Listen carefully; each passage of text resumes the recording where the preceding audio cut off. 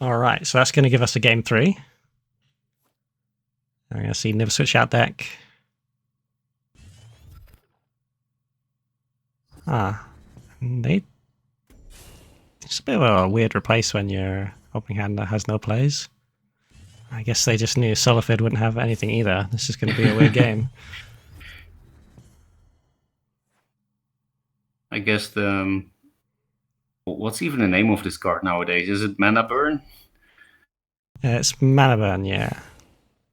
I do understand why you want to keep that against walls, but I do agree with you that not replacing for turn 1 play is just odd.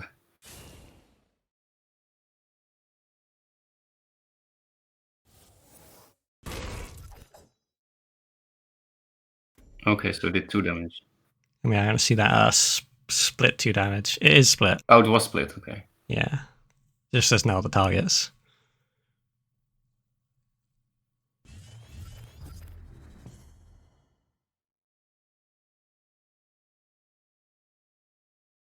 I think Niv did have to hit Fenrir, because now Hard Sister gives more value to the Fenrir if Solafid chooses to clear with Hard Sister. Yeah, I would hit there. Like, you're going to have to... It's going to hit you anyway. I mean, maybe they... I don't know. Maybe they're just hoping they can, like, Tiger it next turn or something. Whereas, you know, if you hit it, then it'll be a 3-1 again. And it's... Yeah. I don't think it's...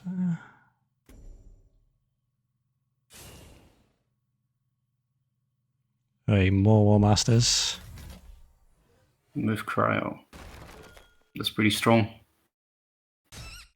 Yeah, Cryo matches perfectly up against that White Widow.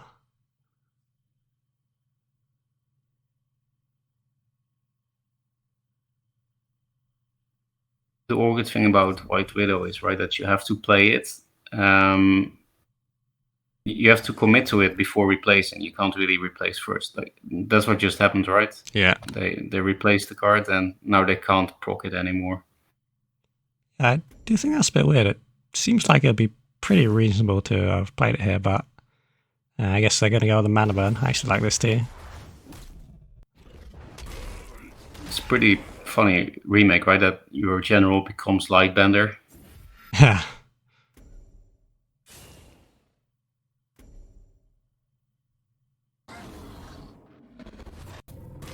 Yeah, I haven't seen too many people running it, but it seems like for 1 mana it's pretty efficient, so I'm not sure why. I guess Magmar just has so many good cards that, like, a sort of a mediumly reasonable card just doesn't cut it. Yeah, and I guess people feel like Ekmorph and Metamorphosis are also like Dispels, right? Yeah, I mean, Metamorphosis is, like, it's insanely good in my opinion. But we've also, like, seen some games where, you know, Egmorph on Silthar Elders, like, pulling double duty as removal and, like an 8 mana damage spell when you hatch your egg and smack them. Yeah, and that's pretty... because Silthar Elder is so slow now that Rebirth is back to its old form. Yeah. Like, it takes 2 turns or something before the second Elder can actually hit. I have to admit, I'm always quite confused about Rebirth at the moment. Well, like the timing of it.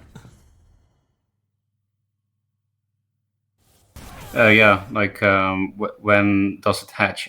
Because it feels a bit different from like when the opponent kills off the Rebirth minion on their turn, then the timing is different than when you kill it on your turn. That's why I made some mistakes during the alpha test. Yeah, I think it's like the end of your next turn, sort of, would be the wording I'd use to describe it. But yeah, it is a bit awkward. It feels like so much slower compared to the Rebirth that I'm used to from Wanderer. Like, I was trying what's the card, Chrysalis Burst. I was like trying some like funny like mech deck where you Chrysalis Burst your mechs and you clone all your mechs so they'll get all their Dying Wish off. But the way it works is like you play the card, then it makes the eggs, so you wait that 1 turn, then on your next turn, they're still eggs. So you wait that turn, and at the end they hatch into mechs. And then finally, that's how it's on slow. the turn after, Anyway, it's back a cool to this idea. game. Oh yeah. We're gonna see a Mercantor clear out that aspect of the mountains, and Niv's got quite low because of this Flame Bard Warlock and the aspect of the mountain hitting him.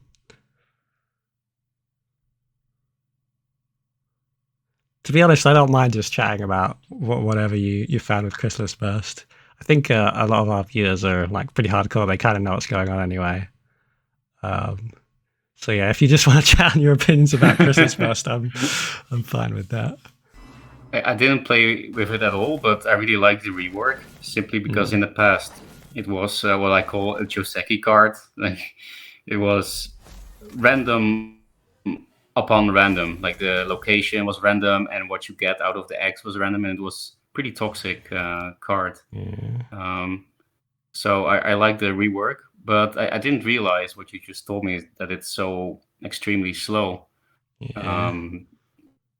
So it's probably not good, right? I guess you can tell, oh, actually Rook would do a lot of damage to face if you could access the opposite corner.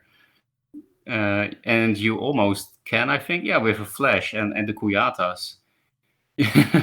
You could do how much? 3, 4, 5, 6, 7. 7 damage to face Rook is kind of cool, right? Yeah, that'd be interesting to see it. I think it'll probably just die to the Berean Bear. I suppose you can have the Mercantor trade into the Berean Bear. Oh no, you can't because you need... actually, so this is pretty sweet positioning. If on the Gravity Wells where Vath and Mercantor can't help each other, they need somebody else to come in and clear off one of the walls before they can get the wall for the other one. I remember Solafid saying that playing around Mercantor is the hardest thing with this deck, but perfect job here, I guess. What was the Rook gonna do now? Is it? Did it move at all? I think maybe because it's provoked. Hold on, Niv's obviously not happy with that. I think it can't move forward because it's provoked. That's an interesting and weird interaction, and I definitely think Niv didn't expect that. Yeah, I guess you don't expect the card to be that bad, right? You saw it here first, folks. Now you know not to do that. Maybe the card's just bugged. I don't know. I wonder if Rook can move through provoke, because regular minions can also move through provoke, right? So yeah, maybe that will be fine. Testing required.